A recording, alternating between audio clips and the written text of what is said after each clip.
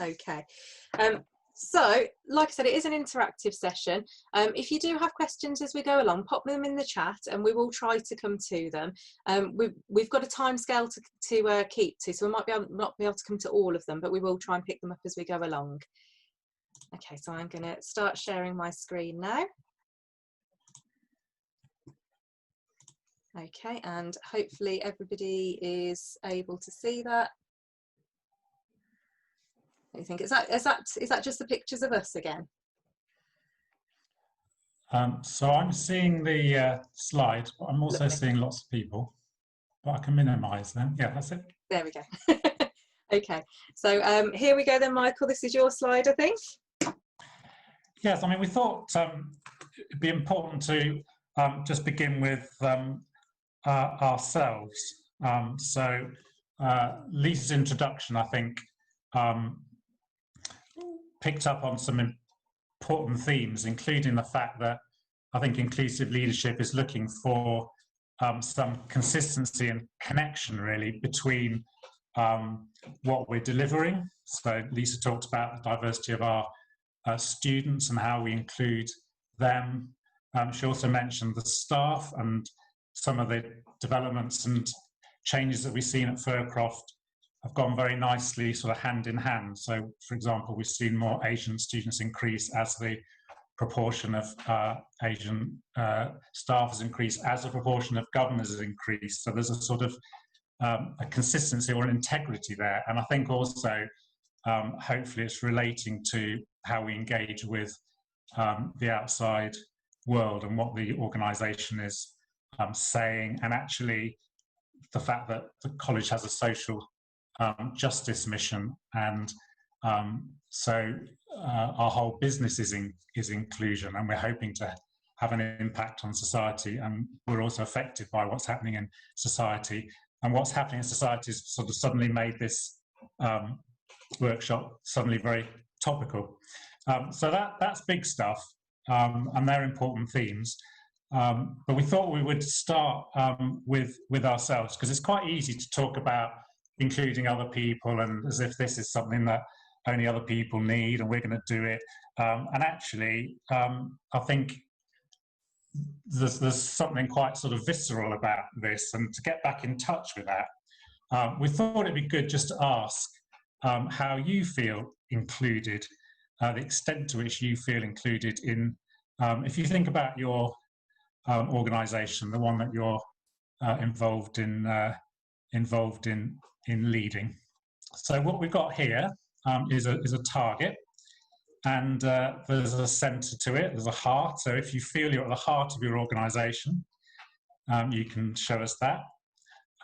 Or you might feel you're very on the edge of your organisation, or somewhere in between, or maybe you don't even hit the target at all. Maybe you can be in the white space around the edges. So we're going to invite you to show where you fit on this, and we'll have a discussion of it, not straight away, but later on.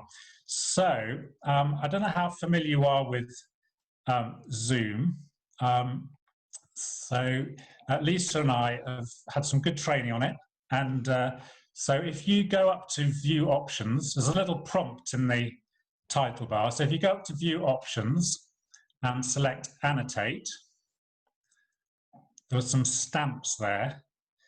So if you take the tick as your stamp and then stamp the target, just to show us how included you currently feel in your organisation.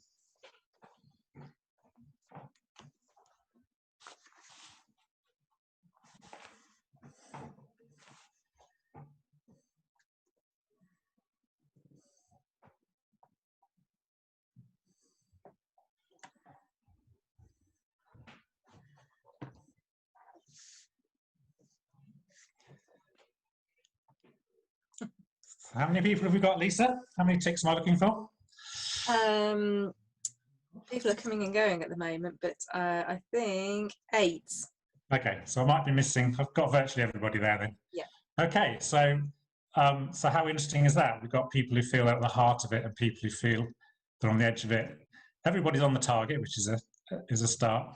And I mean, I could speculate about why that is. It might even be down to how long you've been in the organisation, or it might relate to your position.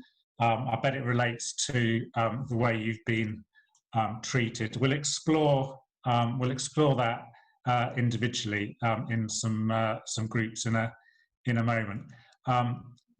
But the sort of exercise that we've just done, Deloitte did some research with a bigger group, 1,000 leaders and 1,500 employees, and they sort of teased out some sort of key reasons why people feel included. And in the end, this is a very simple workshop, isn't it?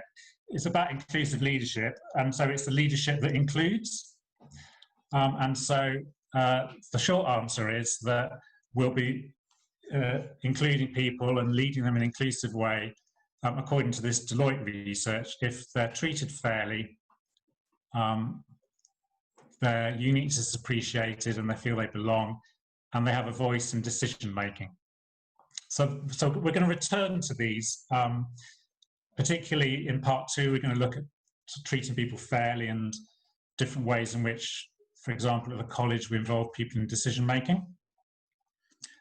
But we're going to start off by exploring this middle one, which is a bit of a puzzle in a way. It's a bit of a contradiction, that we want to be seen to be individuals and yet we want to belong. This made me think of a Monty Python film, and Lisa, I was discussing with Lisa whether this was going to date me, and everybody would have heard of The Life of Brian. But in that film, somebody called Brian says, "You don't need to follow me because you're all individuals." And the crowd shout back, "Yes, we're all individuals." There's a real sort of contradiction there, the whole crowd shouting back, "Yes, we're all individuals." So we're going to explore this a little bit. First of all, thinking, oh, that's right, there's some great jokes in it. We're going to explore a little bit, first of all, what makes us unique, or how we're going to recognise the uniqueness of the people that we're leading, because that's what will make them feel valued. I suppose that's what this is about, as being valued as individuals. And in some ways, it's a sort of intersection, and we talk about intersectionality, of all the differences that we're made up of. And that's something that we're going to explore with you in a minute. So I think Lisa and I are going to have a go first. Yeah, Lisa and I are very different from each other. And I thought we could just highlight some of those differences, and then we'll analyse it a bit later on. So, of course, there are some things you can see about us. So I've met some of you. I know some of you really well. Some of you I've never met before. And if you haven't met me before, you can see certain things about me. So you can see that I'm white and a man. And actually, you can see the effect of COVID on my hair, which has gone a bit greyer since this picture, which was taken a couple of years ago. You can hear my accent. And all the time we're looking at these differences, we're making judgments, possibly. So again, that's something we'll return to. So you don't know where my accents come from. And that's partly because I moved around a lot when I was a child. And in the end, I picked up the accent at school because everybody laughed when I said raspberry. They all laughed, so I learned to say raspberry. And in fact, I went to public school, so that might give you a certain view of me. What's interesting, of course, is that in context, somebody who, in a way, is hugely privileged, actually at Fircroft, that's extremely unusual. That is not your typical Fircroft member of staff. In fact, in adult education, for example, it's quite unusual to be a bloke. So the context is interesting. And then there are things you can't see. you can't see our personalities. And I've got a handy way of describing that because I'm a Myers-Briggs practitioner, and I'm really interested in terms of inclusion. You know, the fact that I'm an introvert, to understand what that means. It would be a real shorthand to, if you were managing me, that would really, really help you to know that. And then the other thing you can't see that's very big for me certainly is I'm someone of faith and actually lived for 3 years in a monastery. And I think I'm the same person, but again, that's quite an unusual thing to bring to work. And actually, for a while at Furcroft, I kept very quiet about that, and then actually realised there are some ways in which, particularly living in community and not being naive about what a community is like, is actually proved really useful. So that's some of the ways in which I'm different. Thanks, Michael. Yeah, I always think it's so interesting that you lived in a monastery. No, I think it brings, you know, for a leader of a college, you do need people that are different, you know, and actually in a lot of colleges, leaders are, you know, do come from quite similar backgrounds. And I think it's one thing we do really well at Furcroft is, although some of us might look very similar, actually, you know, we do have quite different backgrounds. So quite briefly from me, so again, as Michael said, you'll be able to see certain things about me, but there'll be certain things that people don't know either. So I work in education, and one of the things about me was that actually I left school with very, very few qualifications. I actually left when I was about 15 or 16 and went to Newquay to go and surf on a beach, because that was far more exciting to me than going to college or university at the time. And I'm somebody that went into education a lot later in life. So I only did my highest qualification. I finished it last year actually and did my level 7 HR qualification. But working in education, that's always been something that I found a bit of a conflict, because I'm usually working with lecturers and tutors who are very highly qualified, and to be somebody that wasn't that highly qualified has always been a bit of a challenge. And another thing that you wouldn't know about me unless you know me is that I've got a son who's got a disability. So in HR you study, and we'll cover it a little bit later, about protected characteristics and disability by association, discrimination by association. You know, and again, when he was littler, it was quite a challenge, you know, being somebody in the workplace that had a son with a disability sometimes. And then I have worked in some very male environments as well. So being a female, you know, kind of faced sometimes, I worked in a factory once, a car making factory. And that was very, very strange, being the only female on a factory floor. So what we'd like to do now, that's a little bit about us. What we'd like to do now is put you into some breakout rooms, and maybe just have 10 minutes where you can discuss with each other the things that make you feel individual, so ways that you feel individual as people, and then also what's made you feel included. So what type of things has your organisation done, or a previous organisation, that's actually really made you feel included as an employee? So is that okay with everybody? Okay, I'm going to stop sharing there then, and I'm going to set breakout rooms up, and there is 10 of us, minus me, 9 of us, so I'm going to put us into breakout rooms of 3. Okay, so hopefully you'll go through the magic flu powder rooms now and see each other on the other side. So we've just got 10 minutes.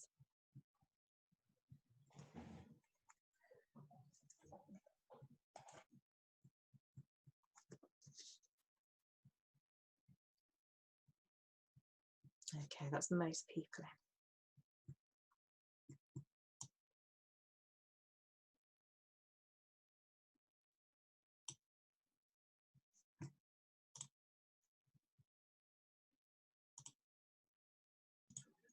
Okay. So we posed the question there of what makes you feel really individual in yourself, and then what is it that makes you feel included? So I'm just going to share my screen again and go back to these slides. So the next activity, if you can find the same toolbar that you used in the slide a minute ago to put the stamp on, and in there you can find a text option, And if you select that, it allows you to type on this screen. So if you can select text and then type on this screen, and it would be great if you could put just anywhere you like on here, the ways that you feel individual, the ways that people are different, and then what kind of things you discussed that help you feel included. So if we just have a few minutes for you to put some different options on there, and I'll move them around once they start to appear.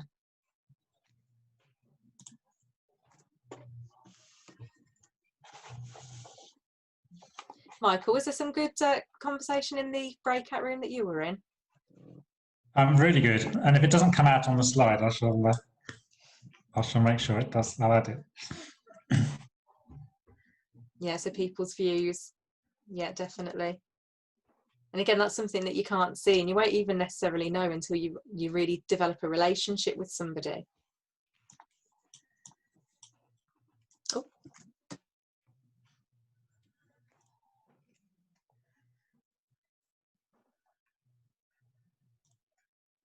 I can move these around now. Yep, lived experience, different experiences, yep, people's behaviour.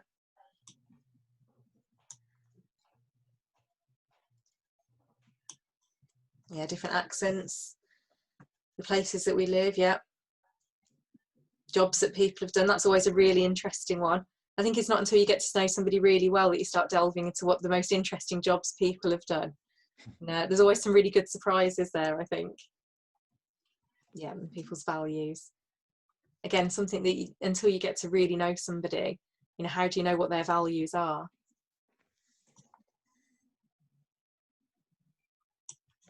Okay, so is this things that make us feel included for this one? So structures that support inclusion are often based on personalities and cultures, sometimes out of date cultures, yeah, and leaders tend to be a bit more removed. Yeah.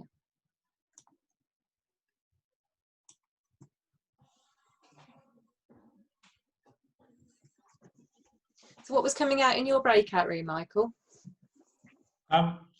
Actually, one thing came out which I hadn't sort of been anticipating was that some of us we don't wait to be included. We make sure we are, and that's got to be true of some people in our organisations.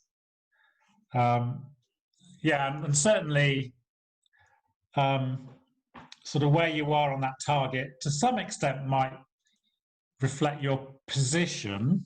It'd be odd to have a leader who wasn't somewhere in the middle, but actually it might also be to do with your role and the extent to which you work across an organisation, for example. Well, that was really, really interesting. Yeah, so there's some really good examples there of the things that make us feel included as well in an organisation. So something so basic as knowing that you're being heard. One of the things that we do, which I'll probably mention throughout, is we have an employee voice team, where we really make an effort to make sure that people are heard. And in a small organisation, I imagine that is a little bit easier. And in larger organisations, I imagine it's quite easy for your voice to get lost, actually. So really important to have those kind of mechanisms in place. Yeah, and being valued and appreciated. It's one of the things that comes up again and again is this kind of reward and recognition piece as well, and how how do companies really make you feel appreciated? And that it can be quite difficult because I think different people are very motivated by different things. I know places where I've worked, it might be a bonus, or it might be dinner with the chief executive, for instance. Whereas, at Furcroft, those things wouldn't necessarily be what make people feel really appreciated. So leaders who have personal experiences can be really helpful when they are allowed to authentically be themselves. Yeah, really great point there. Particularly about being allowed to be yourself as a leader. And it goes down to this kind of what is the culture there, what's valued, how are people getting power and authority actually? How is that recognised?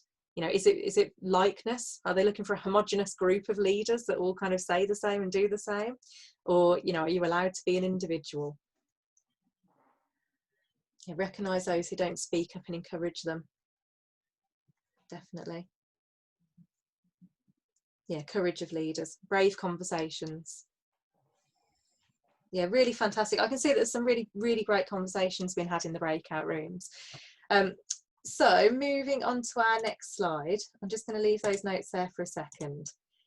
Now, the next slide, I just wanted to very briefly go over protected characteristics, because I don't think it would be a proper EDI training session if we didn't, but I imagine that everybody on this workshop knows what those protected characteristics are. So there might be a few in here. It's really interesting that they're not. No, they're not actually. And I think, does that show that the group that we've got on the workshop today, I think going to a deeper level than just protected characteristics. So actually, you know, when we talk about being an individual and differences, you know, there's a lot more than just those 9 protected characteristics. So what we thought was that there'd be a few in here and we could move them into the different boxes. But as there's not, I'm just going to... I suppose given that, the only thing to say would be that obviously there is a distinction. So, you know, we've all talked about ways in which we're different and want to feel valued, and that's one thing when it's about personality or our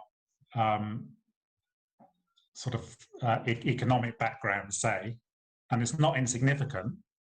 But it is different from the differences where it leads to discrimination and unequal outcomes. So I think that was the main thing, because actually we're totally with you in terms of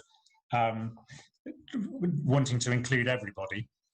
But I think as we do that, it's quite important just to be really, just have a reminder, since they didn't come out, that actually, you know, some differences, as you know, are the basis for discrimination. So that is that sort of inclusion is of a different degree, really. Yeah, and thank you to the person that's very helpfully put those in that grid. That really helps. Thank you. But yeah, as Michael said, you know, there is legal repercussions, so it's really just to impose that you have got a legal duty where those 9 characteristics are there. So we've got, I think age is missing from there as well. Yeah, members of political party, actually that's not one of the protected characteristics. So you've got pregnancy and maternity there, gender reassignment as well, yeah, marriage and civil partnership.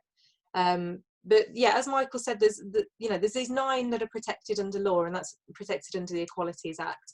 And you've got a further legal obligation where those are concerned, because that, you know, that you can actually get discrimination claims, etc. But actually, there's so much more, and there's so many more things that make us feel individual, that we shouldn't. You know, if you're truly trying to make an inclusive environment, you shouldn't just focus on those 9 protected characteristics. And when you've ticked those boxes, go, brilliant, job done. You know, there's a lot more that make people different, even when they look the same. Okay, so I'm just going to clear this. Thank you very much for that. And we're just going to move on to the next slide here. Okay, so there was a piece of research, or there's a lot of research that's coming out and has been coming out since about the 1950s, which talks about why diversity is really good and why diverse teams have better outcomes. So particularly at the moment, creativity and innovation is something that companies are really striving for. And actually, if you want to thrive in this very uncertain and very volatile world that we live in, you really do need to have people that are able to make innovative decisions and set you aside from your competition, you know, or be able to swap your business model very innovatively. I was reading the other day about a company that had gone from making alcohol to hand sanitizer overnight and made £30 million during the coronavirus crisis. So that kind of innovation comes when you've got diversity in your team. It comes when you've got different people bringing different thinking. You also get better performance, better productivity, higher levels of engagement across the board. You get better candidate attraction. So when there's this war for talent and there's this skills shortage, you know, you can attract far better range of candidates if you're an inclusive environment, and you can retain those candidates as well. So a lot of companies will do a big advertising campaign to attract women, say, but the women will start and they won't stay because they don't have like family friendly benefits, and it isn't a great culture that works around different considerations that women might have, not to stereotype there. There's also lower levels of absence and lower ER issues, so lower employee relations issues with diverse teams, and then lower mental health issues as well. So the 70 million days lost each year for mental health issues.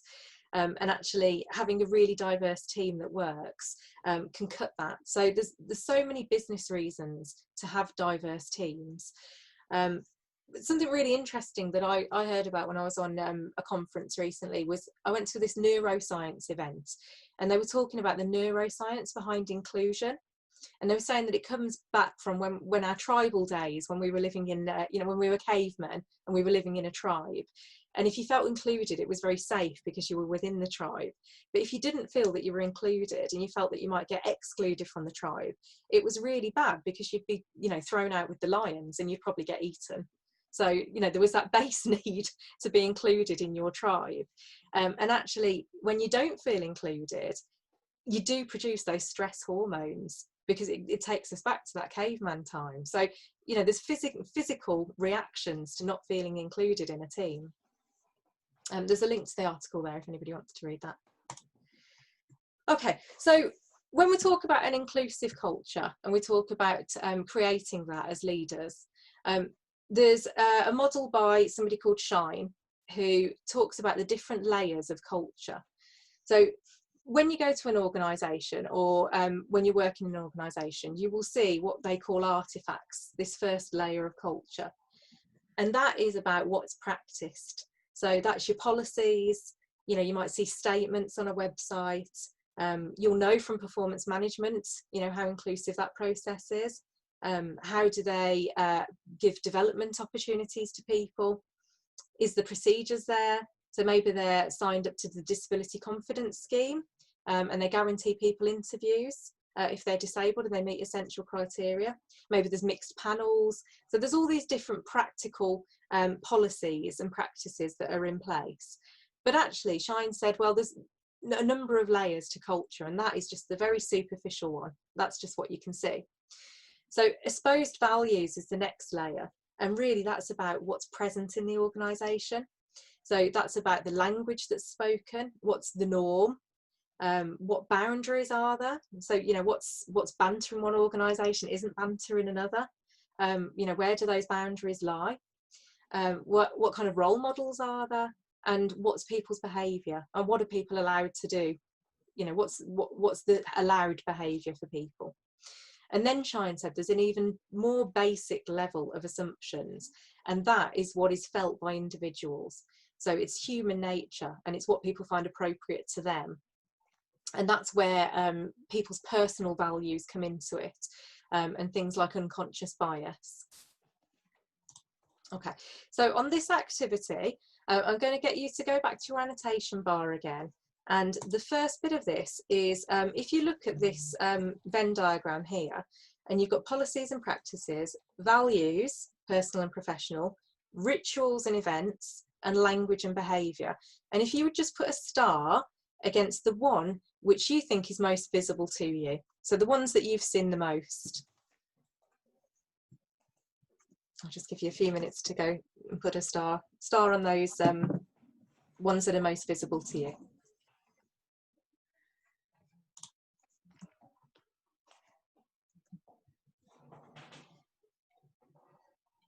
Yeah, we seem to have lost a few people. So if you wanted to unmute and you wanted to talk through these instead, I think we've probably got a small enough group to allow you to do that if anybody would really like to speak.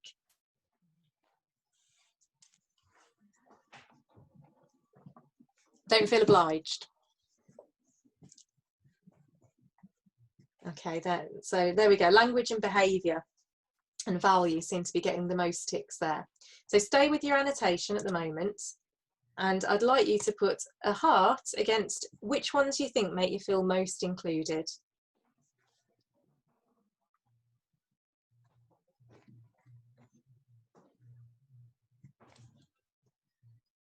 So we've got 2 votes, 3 votes there for language and behaviour, 4 votes.